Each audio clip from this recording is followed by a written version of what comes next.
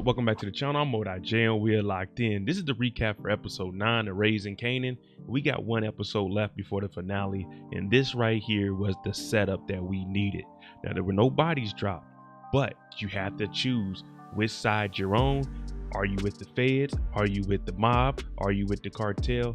Yeah, you really got to pick a side, because at this point, it's really everybody versus everybody, and we don't know how it's going to turn out. Before we jump into this and break down this episode, if you like power content, breakdowns, theories, and predictions like this, after show discussions, then hit your subscribe button and turn on your notification bell so you get something every time I upload. Make sure you hit that like button. I'm on that road to 50,000 subscribers, so each and every one of you, I appreciate you. So if you don't see this at 100 likes, hit that like button. Now, I know you guys ain't trying to hear too much talking, so let's go ahead and jump into it. This is episode 9, the recap. We start the episode off right where we left off. Lulu's on the loose, and Lulu is drunk, riding around the city. He just finished the bottle, and we know once you finish one bottle, you gotta re-up and get another bottle. He stumbles into the liquor store, and when he goes in there, he goes up there and he tries to buy him a bottle. The guy's like, "You need to pay me for that." Lulu pulls his gun out, and his payment is stainless steel, and he doesn't put any money on the counter, takes the bottle. The guy behind the register gets the bucking back at Lulu, but Lulu makes it out of there, and we got us a free bottle of drink. We get introduced to a new character by the name of Clarence. Now, he's supposed to be our boy Ronnie's right-hand man, his go-to goonie, top flight security. Well, while they're waiting on Juliana to do the drop, she doesn't show up. Joaquin does. He has his group of individuals get Ronnie up out the van, and they tell him, whatever business you had with Juliana is now over with. She's dead, and any other relationship you have is over with. Plus, Joaquin lets him know if it wasn't for his financier, aka Snaps, he would be in a body bag. But he got information from Snaps, and Snaps said let him live. Marvin goes over to the warehouse to check on the supply, and it's running like clockwork over there. He got him a sucker, and he sees them filling up the barrels to go drop off at the 20 Chinese restaurants. He needs to be going to look for Lulu, but at this point, he's making sure that everyone is on point and Rock can start making some money in these streets. Rock meets up with Jukebox before her performance at the mall, and when she sits down, they're talking and laughing, just seeing how Jukebox is feeling. Is she nervous? And of course she is. Well, Rock got Jukebox mail, and she thought it was Kanan, but when she opened it up, it was Jukebox's letter to join the army. So it had Rock asking her, "Are you really thinking about this?" And of course Jukebox is considering it, and Rock is saying, "Well, listen, I'm not going to deter you or give you life advice. I just want whatever is going to be the best for you, Juke, and what's going to make you happy."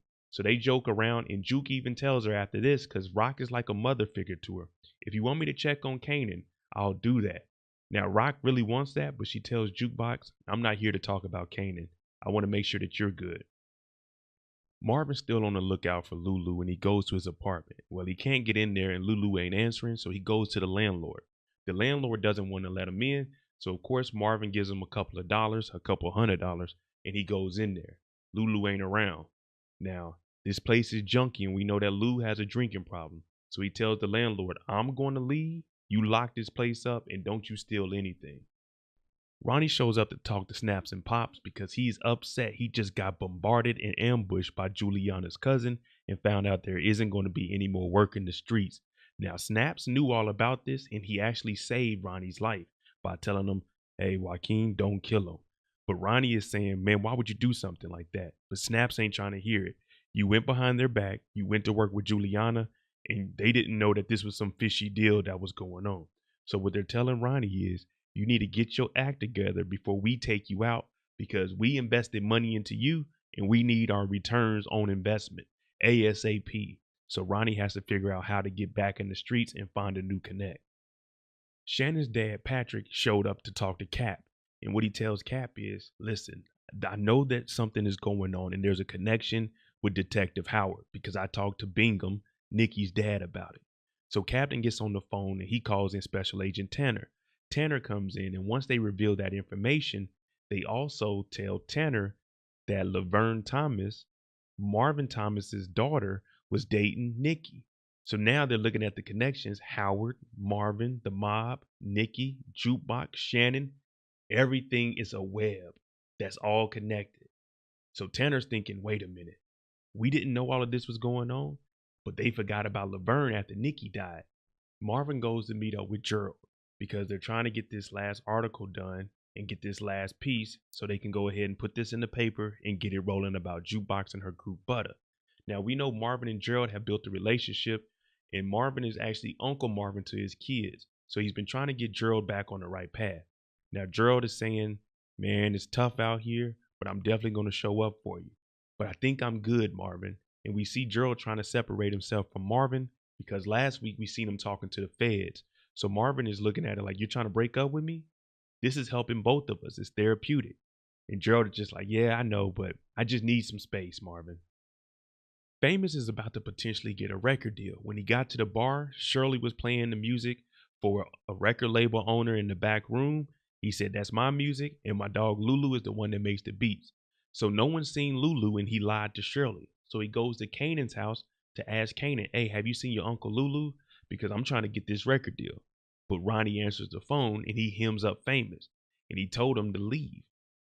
But he also tells Famous, you talk too much, that's why you can't ever hear.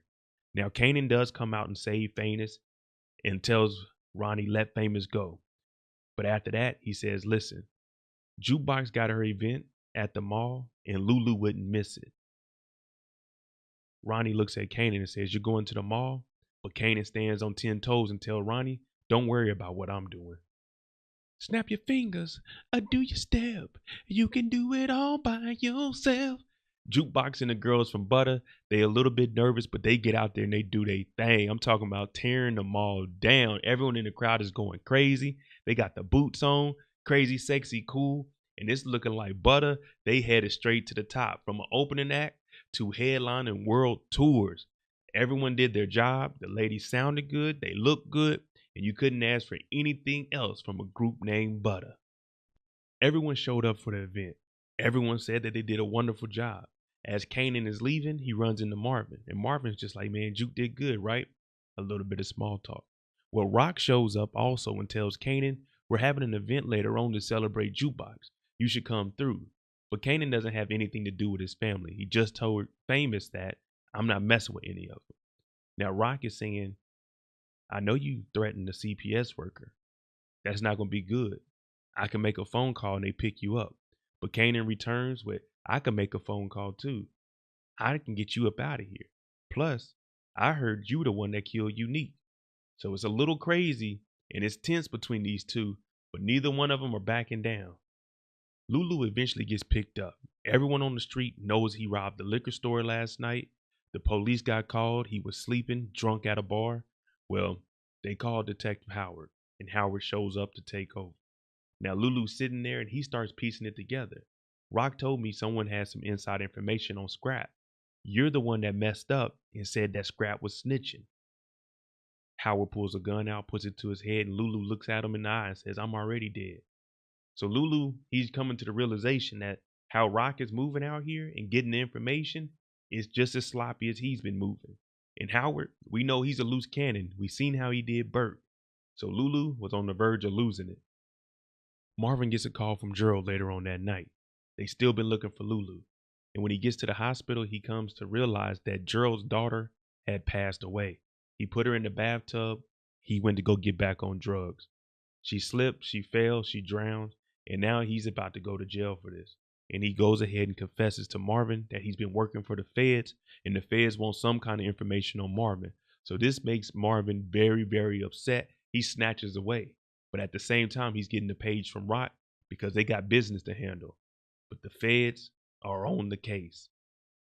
The feds show up to Gerald's house later on that night, only to find out that he was shooting up and he unalived himself. Now, you hear the feds saying that's probably the smartest thing he ever did because they were going to lock him up. But with him gone, it's bad, RIP to Gerald, but it's good for the Thomas family because he can't give up any information on Marvin, even if it's a little bit of information. The feds came and picked up Laverne after her performance. They thought they were about to get a record deal. Well, it ain't go down like that. There's a different type of deal on the table, a plea deal. They bring Juke in and they start asking questions. Is your dad friends with Howard? And Juke doesn't give him any answers. All she says is her dad isn't friends with police. Now, Juke knows how the game goes. She's been around this for a while, so she tells Tanner, I know you guys don't have anything on me or on my father, because if you did, I wouldn't be in here talking to you guys. Someone's basically going to be arrested. So Tanner has to let her go, and Juke doesn't give up any information. She holds it down, but she does say, Tanner, you ruined my whole life, because they were potentially about to get a record deal. Back at the house, Howard is trying to convince Rock to turn Marvin in. Put all the blame on Marvin, and me, you, and Kanan, we stay out of this. Well, he ends up leaving because he's upset that she's not trying to cooperate and save them both. And Marvin goes into the room after he shows up, and Lulu is saying, Marvin, don't let her take me out. Marvin, don't let her kill me. Because he's coming to the realization that Rock ain't playing around. He even called her the Black Widow when she first came in. So right now, the fate of Lulu lies in the hands of his brother and his sister, and Rock tells Marvin, get him in the car. Snaps, Pop, and Ronnie tell Kanan to show up, and they keep it short and sweet. Snaps said, Kanan, your mom's getting in the way of our business. Pop said, yeah, it's looking bad out here, Kanan. And Ronnie said, she's got to go. So they're looking at Kanan and saying, we're about to apply some pressure to your mom. Where's your allegiance? Are you with us? Or are you going to back out of this and be a little boy and go to your mama's side, who set you up, who took your connect and cut off your supply? What you going to do, Kanan? Back at the precinct, Captain and Tanner, they call out Howard and they start asking questions. Did you go to IAD? He said, no, I didn't go to IAD. Did you talk to Nikki's dad? He said, yeah, I talked to Nikki's dad. They said, why didn't you go to IAD about Bert? He said, because I'm not a snitch, and you know police look after police. Then Marvin is brought up, and he tries to separate himself from Marvin as best as he can. He says, listen, whatever got going on with Marvin doesn't have anything to do with me. That I don't have nothing to do with that. That ain't got nothing to do with me. So they're all looking at Howard the same way we be looking at Howard. It looks like you lying, but they don't have any factual evidence. At the end of the episode, we see the Thomas siblings riding off. Lulu still tied up, begging for his life. I don't want to go out here. I don't want to be alone. Don't kill me. Rock is telling Lulu, you did this to yourself. Marvin told him, I love you. I love you, little bro. And then he gives him some liquor, basically trying to liquor him up so he won't feel whatever's about to happen. Maybe it's a bullet to the noggin. Maybe it's suffocation. We don't know. He might just be put out into like a cabin or something to stay there overnight or for a couple of days and out the way. But all Lulu is thinking, this is the last night for me. This is the final chapter. All right, there you go. The recap for episode 9. Let me know what you think about Lulu. Are they about to unalive Lulu, or they're just going to put him away for a while? Because if they take Lulu out, that's going to be a hard pill to swallow when you see siblings do something of that nature. But let me know what you think. I'm J. If you like this kind of content, breakdowns, theories, predictions, after show discussions, hit your subscribe button, turn on your notification bell. I'm on that road to 50,000 subscribers, so I appreciate all of you. If you don't see this at 100 likes, hit that like button. Thanks for watching. I'm out.